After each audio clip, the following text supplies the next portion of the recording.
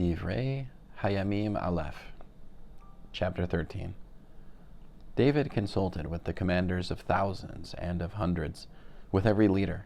Then David said to the entire assembly of Israel, "If it seems good to you, and if it is the will of Adonai our God, let's send messengers to the rest of our kinsmen in the land of Israel, and also to the cohanim and Levi'im in their cities, with surrounding open land, asking them to join us. And let's bring back the ark of our God to ourselves, since we didn't go after it when Sha'ul was king." The whole assembly said they would do this, for in the view of all the people it seemed right.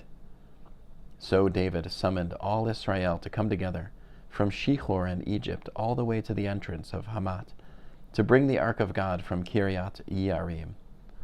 David went up with all Israel to Baalah, that is Kiryat-Yearim, which belonged to Yehudah, to bring up from there the ark of God, Adonai, who is enthroned above the Cheruvim, bearing the name. They set the ark of God on a new cart from the house of Avinadav, with Uzzah and Achio, the sons of Avinadav, driving the cart. David and all Israel celebrated in the presence of God with all their strength, with songs, lyres, lutes, tambourines, cymbals, and trumpets.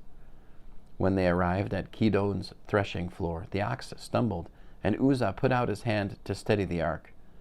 But Adonai's anger blazed up against Uzzah, and he struck him down, because he had put out his hand and touched the ark, so that he died there before God. It upset David that Adonai had broken out against Uzzah. That place has been called Peretz Uzzah, breaking out of Uzzah, ever since. That day God frightened David. He asked, "How can I bring the ark of God to me?"